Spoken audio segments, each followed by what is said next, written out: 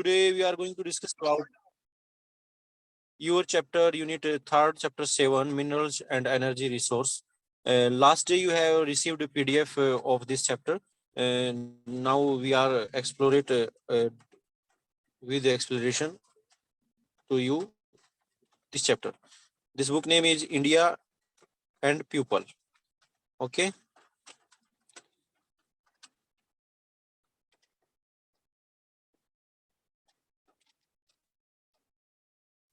Last in the last lecture we discussed about minerals के बारे में हम जाने थे। मिनरल्स का जो प्रोडक्शन हुआ है इंडिया के अंदर वो प्री पेलियोजिक एज का एक टेन्योर था, टाइम पीरियड था। उस टाइम पीरियड के टाइम ड्यूरेशन के दौरान मिनरल्स फॉर्मेशन हुआ है। और एक minerals is a natural substance of organic और इनऑर्गेनिक ओरिजिन। जो मिनरल्स होते हैं वो 2 टाइप से होते हैं, एक ऑर्गेनिक होते हैं और एक इनऑर्गेनिक होते हैं with definite chemical and physical properties, जो केमिकल और फिजिकल प्रॉपर्टीज को रखते हैं। टाइप्स ऑफ मिनरल्स डिस्कस किए थे। टाइप्स ऑफ मिनरल्स में हमारे यहाँ पर 2 टाइप्स के मिनरल्स, मेटालिक्स और नॉन मेटालिक्स देखने को मिले थे। मेटालिक्स वो होते हैं जिसमें मेटल होती है, नॉन मेटालिक्स होते हैं जिसमें मेटल्स नहीं होती है। मेटल्स का फीचर मैंने बताया था आपको। मेटल्स क्या होती हैं, तो जब मेटल्स की हम बात करते हैं तो मेटल्स में एक हीट और टेम्परेचर पास हो सकता है। मतलब हम कह सकते हैं कि good conductor of heat and electricity is good metal. तो इस टाइप से मेटल और नॉन मेटल टाइप से 2 टाइप से हमने डिवाइड किया था मिनरल्स को।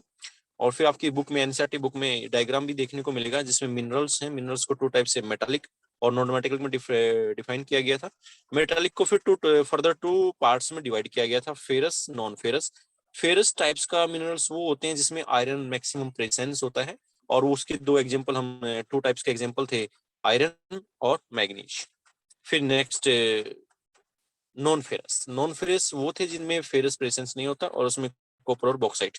तो यहाँ तक हम लास्ट वीडियो जो हमारा हुआ था उसमें एनसीईआरटी जो हम रीड किए थे, तो यहाँ तक हम पढ़ चुके थे। तो आज वाले लेक्चर में हम डिस्कस करेंगे नॉन मेटालिक मिनरल्स। तो नॉन मेटालिक मिनरल्स में जो होते हैं जिसमें मेन होता है आपका फ्यूल मिनरल्स होता है और अदर नॉन मेटल्स होते हैं। तो यहाँ पर हम आज डिस्कस करेंगे आपके लिए फिर जो फ्यूल मिनरल्स होते हैं जिसका एग्जांपल आपका कोयल, पेट्रोलियम, नेचुरल गैस जो एटसेट्रा होते हैं। ठीक है, तो मेटालिक, नॉन मेटालिक आप रीड कर चुके थे लास्ट टाइम में। होप आप नोट्स जो प्रिपेयर कर रहे होंगे, अपनी जो फेयर बुक है उसको भी मेंटेन कर रहे होंगे।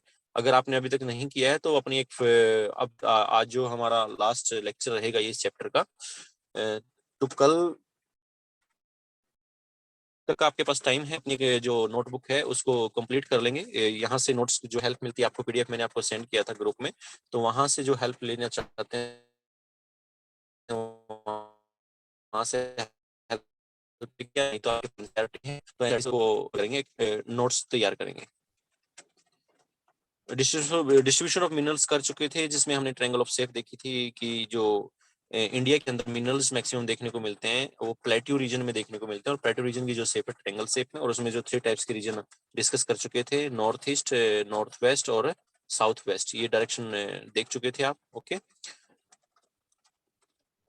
जो आयरन्स हैं, आयरन्स के 4 टाइप्स हैं। उस 4 टाइप्स में से 2 टाइप्स के आयरन कहाँ देखने को मिलते हैं इंडिया में, ये जो 2 टाइप्स के आयरन है इंडिया में देखने को मिलते हैं, ये भी डिस्कस कर चुके हैं हम। आयरन्स की लोकेशन देख चुके हैं, माइनिंग कहाँ कहाँ है। उसके बाद मैग्नीज चुका है, कॉपर भी कंप्लीट हो चुके हैं। आइए अभी बात करते हैं एनर्जी रिसोर्स। तो एनर्जी रिसोर्स में डिस्कस करते हैं। Minerals fuel are essential for generation of power required for agriculture industry, transport and of economic fuel like coal, petroleum and natural gas known as fossil fuel. जो natural gas को fossil fuel के तौर पे भी जाना जाता है। Nuclear energy are the conventional source. Conventional source कौन से होते हैं भाई? कन्वेंशनल सोर्स ऑफ एनर्जी जो वो सोर्स हैं जो जिनको हम क्या कह सकते हैं, नॉन रिन्यूएबल भी बोल सकते हैं। क्या बोल सकते हैं? नॉन रिन्यूएबल, जिनको दोबारा से तैयार नहीं किया जा सकता। ओके, तो ये जो अभी एनर्जी रिसोर्स हैं कौन से टाइप्स के हैं? नॉन रिन्यूएबल या कन्वेंशनल सोर्स के तौर पे जानेंगे। तो इसमें फर्स्ट जो अपने पास एक रिसोर्स है, मिनरल्स है, वो है कोल। तो कोयले की जब हम बात करते हैं, coal is one of the important minerals which is mainly used in the generation of thermal power. तो थर्मल पावर जनरेशन के लिए जहां आप इलेक्ट्रिसिटी जनरेट करते हैं तो थर्मल पावर जनरेशन में हम कोयले को यूज करते हैं। जो coal occur in rocks sequence mainly to geological ages. तो इंडिया के अंदर टू जियोलॉजिकल एजेस में जो फॉर्मेशन हुआ था कोयल का, तो वो कोयल का फॉर्मेशन हुआ था जो रीजन है, एक गोंडवाना है, गोंडवाना रीजन है, और टर्सरी डिपॉजिट है। तो टू टाइप्स की रीजन है जहां पर इंडिया में कोयल रीजन मिलता है। ओके, अब जो कोयले के टाइप्स देखते हैं, तो कोयले के जो टाइप्स हैं वो कोयला 4 टाइप से देखने को मिलता है। सबसे पहले ये जो फॉर्मेशन हुआ है, जितना आप देखेंगे कि प्रेशर अर्थ के अंदर टाइम है, जैसे आपने देखा था फ्लोरा एंड फोना जो ब्यूरिड हो गया था अर्थ के अंदर, और जो रिवर्स के सेडिमेंट के द्वारा अपलिफ्टेड एरिया कवर हो गया था, तो ऑक्सीजन की इन प्रेजेंस से, ऑक्सीजन की अब्सेंस में, तो पृथ्वी के अंदर जो मटेरियल, जो पेड़ पौधे जीव जंतु, वो सभी के सभी नीचे दब गए थे, और जहां ऑक्सीजन की अनुपस्थिति के कारण क्या हुआ, वो गल सड़ गए, और गल सड़ने से आज क्या देखने को मिल रहे हैं, वो एक सीएनजी जो है नेचुरल गैस के तौर पे यूज हो गए हैं, या पेट्रोलियम के तौर पर, या कोयल के तौर पर यूज हो गए।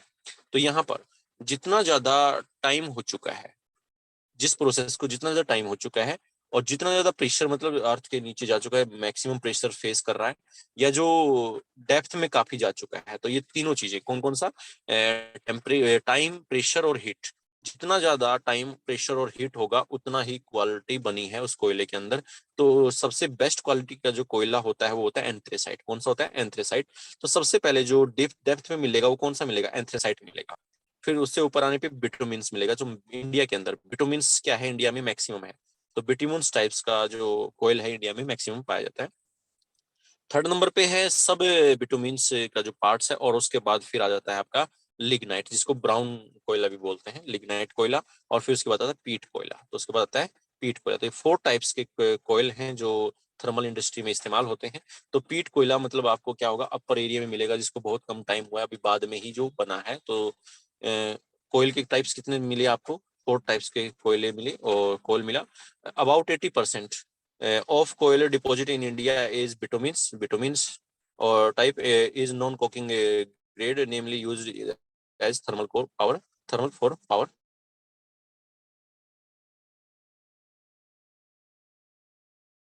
हैं वो हमारे यहाँ पर एक गोंडवाना कोल फील्ड है, देखते हैं वो कौन सा रीजन है। The most Gondwana coal field of India are located Damodar valley. तो Damodar valley the lie in Jharkhand Bengal coal belt, and important coal field in the region are Raniganj, Jharia, Bokaro, Giridih, Karanpura. तो जो गोंडवाना रीजन है वो दामोदर घाटी, दामोदर वैली वाला इलाका है, जहां पर आप स्टेट की जब बात करते हैं तो झारखंड, वेस्ट बंगाल, वो वाला इलाका, जो वो बेल्ट है झारखंड वेस्ट बंगाल वाली बेल्ट, उसमें ये देखने को मिलता है। और वहां पर सबसे बड़ा जो कोयले का क्षेत्र है, रानीगंज एक माइनिंग मिलेगा, झरिया, बोकारो, गिरिडीह और करणपुरा, ये लोकेशन है आपकी गोंडवाना फील्ड्स में। Jharia is the largest coal field followed by Raniganj. तो सबसे बड़ा कौन सा है? झरिया, और उसके बाद कौन सा है?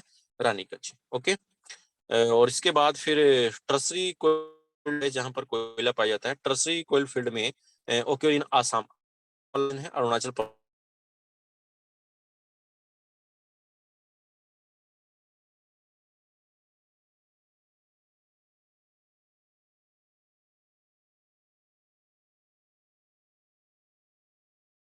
में मिलता है, उसको बोलते हैं टर्सरी कोयल रीजन। और उसके बाद जो तमिलनाडु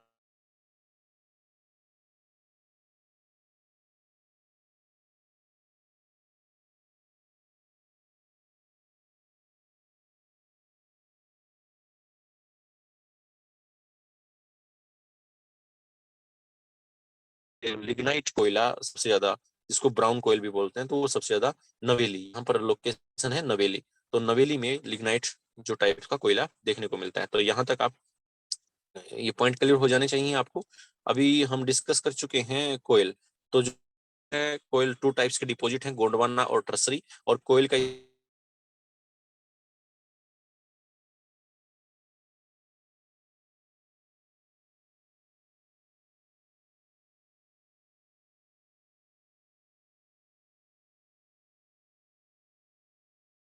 कोयला होता है, एंथ्रेसाइट टाइप्स का कोयला होता है, ठीक है, जो बर्न होने पे जो है धुआं बिल्कुल भी नहीं छोड़ता है, ठीक है।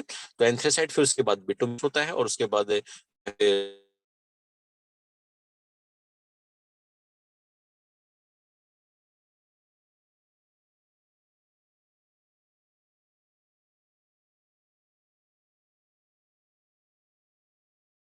consist of a hydrocarbon or solid and gas states varying in chemical composition, color, and specific gravity. It is an source of energy all internal combustion engine in automobiles, railways, and aircrafts. Its numerous byproducts are proceeds in petrochemical industries such as fertilizer, synthetic rubber, fibers, machines, Vaselines, lubricants, wax, soap, and cosmetics. Crude petroleum occur in sedimentary rocks of the Tertiary period. Oil exploration and production was systematically taken up after the oil and natural gas commission set up 1956. जो कोयल जो petroleum है वो sedimentary rocks से मिलता है. Further जो classes में आप पढ़े होंगे, लास्ट क्लास जो पढ़े होंगे इसमें आप रॉक्स का एक चैप्टर पढ़े होंगे, जैसे इग्नियस रॉक्स, सेडिमेंट्री रॉक्स और मेटामॉर्फिक रॉक्स. तो जो सेडिमेंट्री रॉक्स बनी है ना वो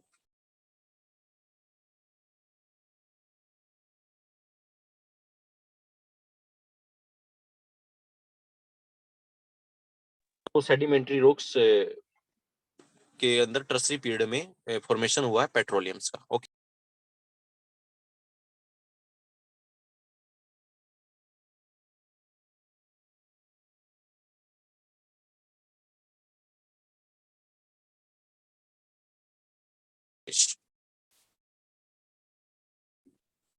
पेट्रोलियम जो है एक लिक्विड गोल्ड के तौर पे, पेट्रोलियम को लिक्विड गोल्ड के तौर पर जाना जाता है.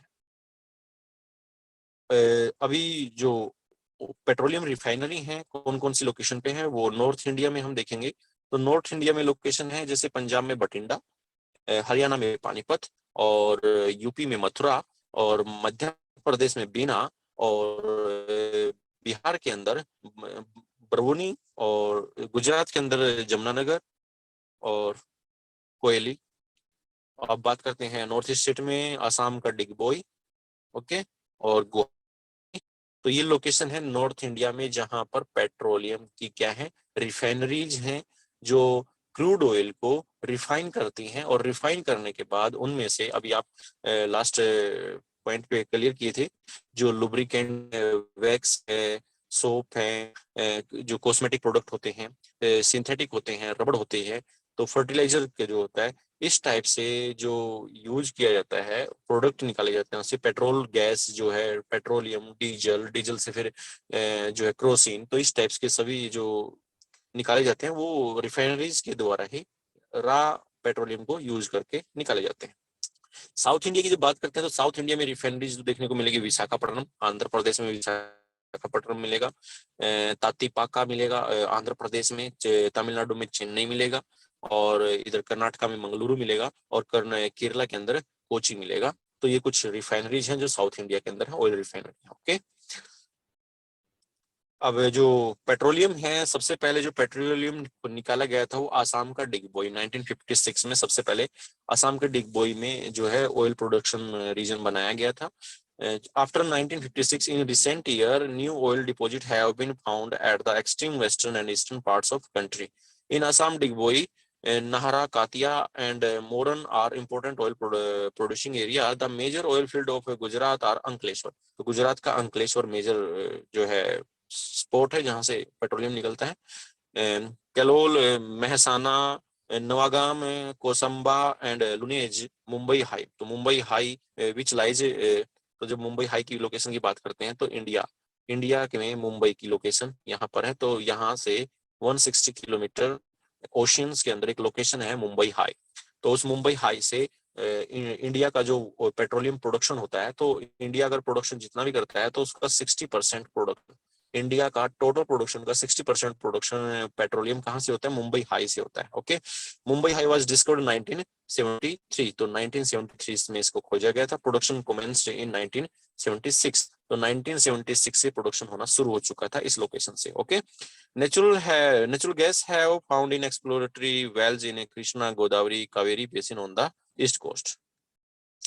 जो ऑयल निकाला जाता है तो टू टाइप्स के रिफाइनरीज होते हैं, जो एक फील्ड बेस्ड है और एक मार्केट बेस्ड है. अब रिफाइनरी कैसे बनाई जाती है, रिफाइनरी बनाई जाती है कि जैसे पानीपत वाली रिफाइनरी, पानीपत वाली रिफाइनरी जो है हरियाणा में है. तो पानीपत वाली रिफाइनरी जो बनाई गई है वो मार्केट बेस्ड बनाई गई। किसके लिए बनाई गई? मार्केट बेस्ड एक रिफाइनरी के तौर पे, क्योंकि यहाँ पर फील्ड बेस्ड नहीं है। तो फील्ड बेस्ड में होता है जहां पर रॉ मटेरियल्स मिलता है आपको। तो जो डिगबोई है वो फील्ड बेस्ड एक रिफाइनरी है, और जो बरुआनी बिहार रिफाइनरी है वो मार्केट में यूज किया जाता है प्रोडक्ट को। तो इसलिए पाइपलाइन के द्वारा ये मार्केट को देखते हुए और फील्ड को देखते हुए यूज किया जाता है। ओके, नेक्स्ट पॉइंट भाई, जो नॉन कन्वेंशनल एनर्जी। तो नॉन कन्वेंशनल एनर्जी कौन सी होती है? नॉन कन्वेंशनल एनर्जी होती है जिसको हम दोबारा से यूज कर सकते हैं। और उस एग्जांपल आपको देखने के लिए, जैसे विंड एनर्जी हो गया, सोलर एनर्जी हो गया, टाइडल एनर्जी हो गया, बायोमास एनर्जी हो गया, जियोथर्मल एनर्जी हो गया। तो ये एनर्जी होती है नॉन कन्वेंशनल। हम इसको रिन्यूएबल भी बोल सकते हैं, मतलब इनको दोबारा बनाया जा सकता है, ये कभी भी मतलब खत्म होने वाली नहीं होती हैं। तो नॉन कन्वेंशनल एनर्जी की जब हम बात करेंगे तो इसमें देखेंगे कौन कौन सी आती हैं। तो यहाँ आप देखेंगे एक होते हैं रिन्यूएबल एनर्जी, एक होते हैं नॉन रिन्यूएबल। तो रिन्यूएबल एनर्जी वो होती है जिसको आप बार बार यूज कर सकते हैं। तो रिन्यूएबल में क्या एग्जांपल कौन से हैं? जैसे हाइड्रो एनर्जी हो गया, बायो एनर्जी हो गया, बायोमास एनर्जी हो गया, और फिर आपका जियोथर्मल एनर्जी हो गया, फिर विंड एनर्जी हो गया। तो ये होती है रिन्यूएबल। नॉन रिन्यूएबल वो होती हैं जो एक बार यूज करने के बाद दोबारा उसको यूज नहीं किया जा सकता, या दोबारा से उसको बनाया नहीं जा सकता। क्योंकि जैसे फर्स्ट एग्जांपल यहाँ पर देखेंगे कोयले का। तो जो कोयला है, अब वो हमने के एक्सनिट कर दिया है, निकाल निकाल के एक्सप्लोर कर करके थर्मल पावर में यूज कर लिया। अब जो हमारे पास जो रिजर्व थे कोयले के वो नहीं रहे। अगर कोयला बनाने भी लगेंगे तो उसमें एक प्रोसेस लगेगी, लंबा टाइम लगेगा। तो इसीलिए वो जो रिसोर्स होते हैं जिनको हम दोबारा से नहीं बना सकते, उनको क्या बोलते हैं? नॉन रिन्यूएबल एनर्जी बोलते हैं, रिसोर्स बोलते हैं। तो जिसमें न्यूक्लियर हो गया। कई बार जो है ना न्यूक्लियर जो रिसोर्स है, तो न्यूक्लियर रिसोर्स को कई बार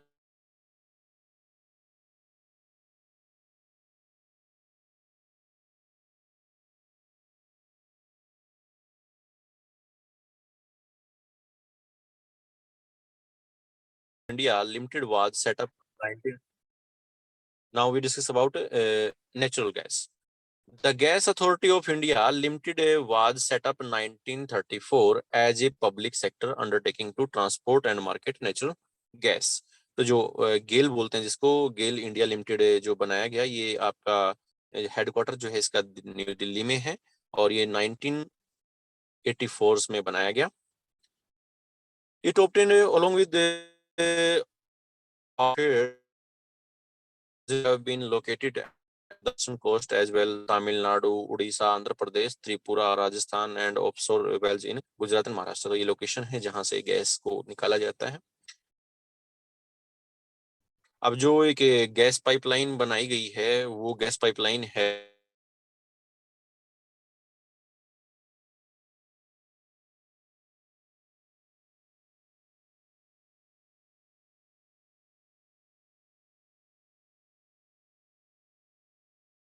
यहाँ लोकेशन है हजीरा। तो हजीरा से लेकर ये विजयपुर, मध्य प्रदेश में विजयपुर, और विजयपुर से लेकर ये जगदीशपुर, विजयपुर से लेकर ये जगदीशपुर। तो ये एक जो है नेचुरल गैस पाइपलाइन बनाई गई, और यहाँ से फिर दोबारा आपका ये जो उत्तर प्रदेश में एंट्री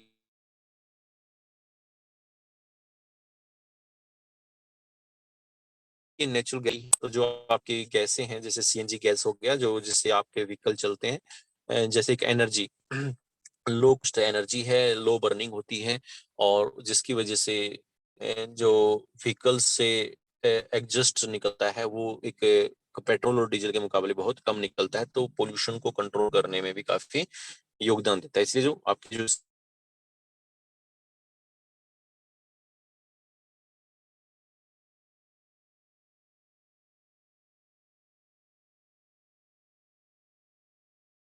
न्यूक्लियर एनर्जी बनाने वही प्रोसेस होता है जैसे थर्मल में कोयल को इस्तेमाल करते हैं। कोयले को इस्तेमाल यूज किया जाता है, पानी जो पानी को गर्म किया जाता है, पानी से फिर भाप बनाई जाती है। जो वाटर इवेपोरेट होता है, वो इवेपोरेट होने पे वो टरबाइन को चलाता है, टरबाइन इलेक्ट्रिसिटी जनरेट करती है। तो ठीक ऐसे ही यहाँ पर कोयल को इस्तेमाल ना करते हुए यहाँ पर थोरियम या यूरेनियम को यूज किया जाता है उस वाटर को हीट करने के लिए। और जब वाटर को हीट दे दिया जाता है तो फिर वो वाटर इवेपोरेट होना शुरू हो जाता है, और वो जो इवेपोरेशन है वो फिर एक पाइप से निकाला जाता है। तो वो टरबाइन को फिर मूवमेंट दे देता है, और उसी मूवमेंट से फिर इलेक्ट्रिसिटी जनरेट की जाती है। ओके, और जो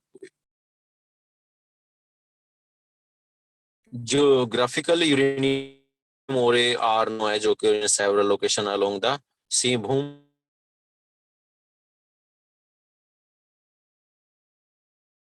मिलेगा। और ये जो ज्यादा डिपॉजिट है इसका धारवाड़ रॉक्स के अंदर देखने को मिलता है यूरेनियम का जो रिजर्व है। It is also found in Udaipur Alwar Jhunjhunu district Rajasthan में भी काफी देखने को मिलता है। दुर्ग डिस्ट्रिक्ट इन छत्तीसगढ़ के दुर्ग डिस्ट्रिक्ट में होता है। और बांद्रा डिस्ट्रिक्ट ऑफ महाराष्ट्र में पाया जाता है। कुल्लू डिस्ट्रिक्ट ऑफ हिमाचल प्रदेश में भी। Thorium is mainly obtain from मोनेटाइज and ilmenite in the beach sand along the coast of Kerala and Tamil Nadu। Tamil Nadu Kerala में एक मोनाजाइट रेत होती है जो सैंड होती है मोनाजाइट। तो उस रेत के अंदर जो है पाया जाता है थोरियम पाया जाता है केरला के अंदर। कौन सी रेत है? मोनाजाइट। कहाँ पर? केरला में या तमिलनाडु में मोनाजाइट रेत के अंदर। ओके।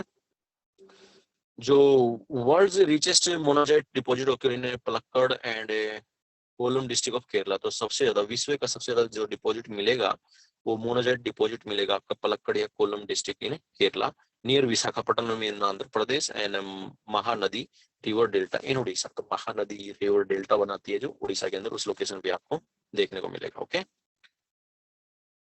अब बात करते हैं एटॉमिक एनर्जी कमीशन जब सेटअप हुआ था तो कब हुआ था। तो एटॉमिक एनर्जी कमीशन जो सेटअप हुआ 1948 में सेटअप कर दिया गया था। और after establishment this institution at Trombay in 1956 which was renamed as the 1956 में इसको नेम चेंज कर दिया। बाबा एटॉमिक रिसर्च सेंटर 1967 में नाम क्या बन गया इसका? बाबा एटॉमिक रिसर्च सेंटर बन गया। Okay. The important nuclear power project India के अंदर जो पावर प्रोजेक्ट अभी रनिंग में है जो इलेक्ट्रिसिटी जनरेट कर रहे हैं तो उसमें सबसे पहला जो इंडिया में बना था वो एटॉमिक पावर प्रोजेक्ट था, वो था आपका न्यूक्लियर रिएक्टर तारापुर। तारापुर जो है महाराष्ट्र में है। तो महाराष्ट्र का तारापुर जो था सबसे पहला न्यूक्लियर रिएक्टर था। ये लोकेशन पे है नंबर 1। सेकंड में रावत भाटा नियर राजस्थान। तो रावत भाटा है आपका राजस्थान के अंदर रावत भाटा है। ये रावत भाटा नजर आ रहा है। फिर उसके बाद कलपक्कम। कलपक्कम जो है तमिलनाडु में। तमिलनाडु में कौन सा है? कलपक्कम है। और फिर उसके बाद नरोरा। नरोरा जो है उत्तर प्रदेश में है। नरोरा है उत्तर प्रदेश में है। और उसके बाद कैगा। कैगा जो है कर्नाटक में। कैगा कर्नाटक में कैगा है। और कक्कड़पाड़ा जो है गुजरात में। कक्कड़पाड़ा क्या है? गुजरात में। तो ये लोकेशन है न्यूक्लियर रिएक्टर की जो अभी रनिंग में। ओके। बात करते हैं सोलर एनर्जी की। तो सोलर एनर्जी की जब बात करते हैं तो सोलर एनर्जी में क्या होता है? जो सोलर एनर्जी में सन रेज होती है, इंसुलेशन होता है, वो आपके एक जिसमें सेल्स जो आपका सोलर सिस्टम आपने देखा होगा आपकी छतों पे आजकल सोलर पैनल लगे हुए हैं। तो सोलर पैनल के अंदर जो सेल होते हैं वो फोटोवोल्टेक सेल्स होते हैं। तो फोटोवोल्टेक सेल्स क्या करते हैं? उस एनर्जी को, इंसुलेशन को कन्वर्ट उस हीट को कन्वर्ट कर देते हैं एनर्जी में। और उस एनर्जी को यूज किया जाता है सोलर एनर्जी के तौर पर। तो okay. There are two effective process considered to be very effective to tap solar energy are photovoltaics a solar thermal technology. Solar thermal technology has some relative advantage over all other non-renewable energy source. It is cost competitive, environment friendly and easy to जो है construct। जो solar energy होती है वो कोयल energy के मुकाबले क्या है? Solar energy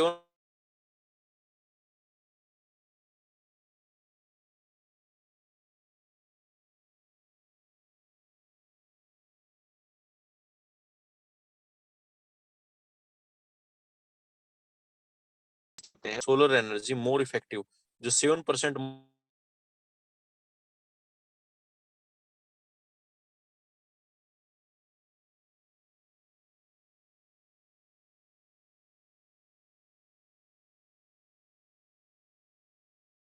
more effective compare to कोयले से। जैसे थर्मल पावर प्लांट यहाँ तक तो उसमें कंज्यूम हो जाती है, लेकिन सोलर एनर्जी कंडक्टर जो वायरिंग से जो प्रोसेस होते हैं कि गुड कंडक्टर ऑफ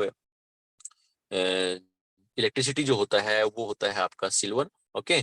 और उसमें भी क्या होता है कहीं ना कहीं कंज्यूम हो जाती है। तो इसीलिए उनके कंपैरिजन में 7%। और न्यूक्लियर रिएक्टर में भी ऐसे ही होता है। अब न्यूक्लियर रिएक्टर आपके हर घर पे तो लगाएंगे नहीं, एक लोकेशन पे, क्योंकि पब्लिक को भी देखना पड़ता है सेफ पॉइंट उसके अंदर एक्सप्लोजन भी हो सकता है। तो इसीलिए वहां से फिर इलेक्ट्रिसिटी जनरेट होकर आती है, तो उसके कंपैरिजन में आपकी solar energy more effective compare की गई। Okay, the western part of India has greater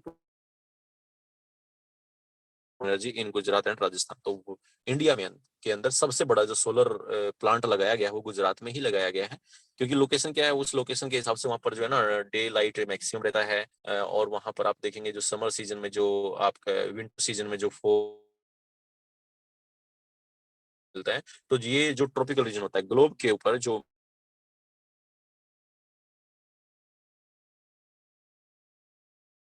ट्रॉप होता है, क्योंकि ट्रॉपिकल रीजन इंसुलेशन होता है, तो वहां उस रीजन में तो इंडिया का भी ऐसे पार्ट्स देखेंगे। इंडिया तो इंडिया की लोकेशन क्या पड़ती है भाई, ट्रॉपिकल रीजन में इंडिया की लोकेशन ये पड़ती है भाई। इंडिया हाफ जो है ट्रॉपिकल रीजन में आता है और हाफ क्या है सब ट्रॉपिकल में आता है। तो इस लोकेशन पे तो यहाँ से तो काफी मात्रा में सोलर एनर्जी यूज की जा सकती है। ओके, तो ये एक एनर्जी है, एक सस्टेनेबल एनर्जी भी है। ओके, तो नेक्स्ट पॉइंट है विंड एनर्जी। तो विंड एनर्जी की जब बात करते हैं तो विंड विंड जब आती है तो वो यहाँ से टरबाइन को चलाती है, टरबाइन चल के इसको यहाँ से अल्टरनेटर को चला देती है और आपके तक इलेक्ट्रिसिटी पहुंच जाती है। तो ये भी एक बेस्ट सोर्स है, जिस जो सबसे अच्छा सोर्स है। और इसके लिए भी लोकेशन कौन कौन सी हैं जहाँ पर Gujarat, Maharashtra, Karnataka favourable condition for wind energy exist. तो जहाँ लॉन्ग टाइम तक एक विंड एक फ्लो एक डायरेक्शन में चल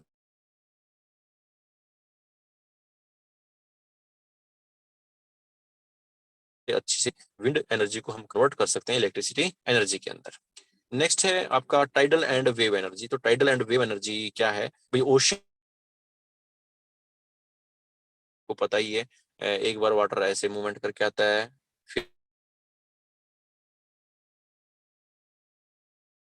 ज्वार भाटा बोलते हैं, तो दिन में 2 बार आते हैं, मैक्सिमम एक जगह पे दिन में 2 बार आते हैं। वो भी डिस्कस करेंगे किस वजह से आते हैं, जब सोलर सिस्टम पढ़े होंगे आप, due to moon, due to earth की रोटेशन रिवोल्यूशन, और जो उनकी आपस में लोकेशन है उसके हिसाब से वो चलते रहते हैं। अब जब वाटर मूवमेंट आएगा, तो वाटर मूवमेंट जब आ रहा होगा तो ये वाटर के अंदर आप देख रहे होंगे टरबाइन देख रहे होंगे, तो जैसे ही वाटर मूवमेंट आएगा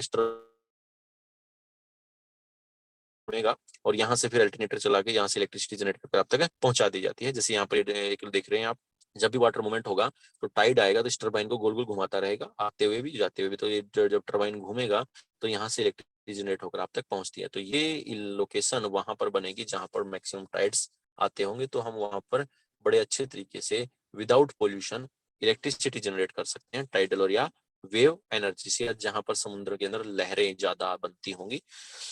So ocean currents are stored house of infinite energy. Since the beginning of 17th and 18th century, persistent efforts were made to create a more effective energy system from ceaseless tidal waves and ocean currents.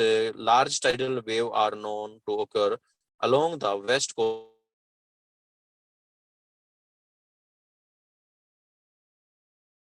Hence, India has great potential for the development of tidal energy along the coast, but so far these have not yet been utilized. तो India के western coast में हम कर सकते हैं, लेकिन काफी दूर होने की वजह से जो पोटेंशियल है हमारे यहाँ पर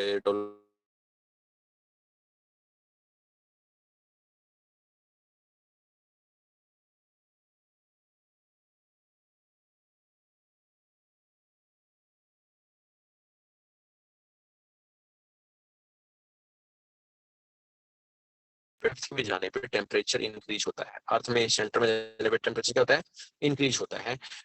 और वो इंक्रीज होता है 32 मीटर्स। तो 32 मीटर्स की डेप्थ पर जाने पर 1 डिग्री सेल्सियस टेम्परेचर इंक्रीज हो जाता है, ये जानते हैं।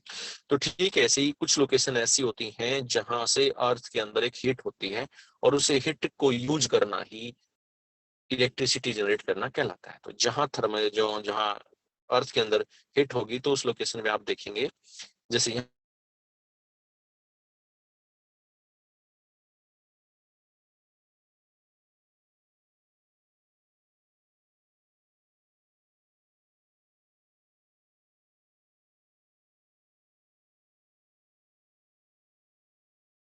एनर्जी कहलाता है। तो when the magma from the interior of the earth comes out on surface, tremendous heat is released। तो जैसे जैसे आप देखते हैं जमीन के अंदर से वोल्केनो जब निकल के आता है तो काफी मात्रा में हीट देखने को मिलता है ना। तो उसी हीट को कन्वर्ट किया जाता है उस टाइप से This heat energy can successfully be tapped and converted to electricity energy. Apart from this, the hot water that gushes out through the geyser. Geyser क्या होते हैं भाई?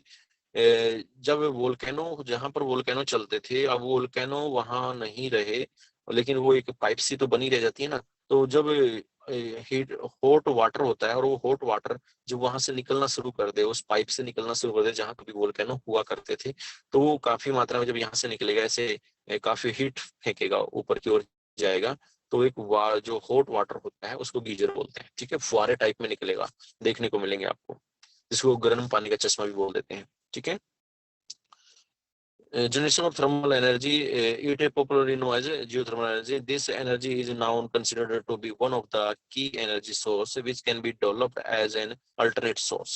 The hot spring and geyser are being used since medieval period. So medieval periods हम use करते आ रहे हैं. In India, a geothermal energy plant can be commissioned at a Manikaran in Himachal Pradesh. तो India में एक example देख सकते हैं, हिमाचल प्रदेश का मणिकर्ण है। तो मणिकर्ण में जब आप देखेंगे तो वहां से जो हीट की वजह से वाटर निकलता है, वो बॉइल वाटर निकलता है, तो वहां पर लोग चावल को भी पकाते हैं। एक कपड़े में बांध के चावल को उसमें डुबो दिया जाता है और चावल अपने आप पक जाते हैं। तो ये जो लोकेशन है इंडिया में, मणिकर्ण, हिमाचल प्रदेश का मणिकर्ण है, वहां जियो थर्मल एनर्जी को यूज किया जाता है। ओके, पॉइंट क्लियर हो गए होंगे। नेक्स्ट है बायो एनर्जी। तो बायो एनर्जी की जब हम बात करते हैं तो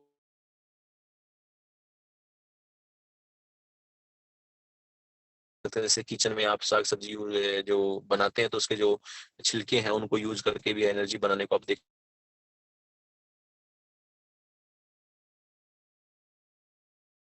से वो बनाई गई है। तो बायो एनर्जी की जब हम बात करते हैं तो बायो एनर्जी या biomass energy, bio energy refers to energy derived from biological product. तो बायोलॉजिकल प्रोडक्ट से जो एनर्जी इस्तेमाल करते हैं, यूज करते हैं, which includes agriculture residues, municipal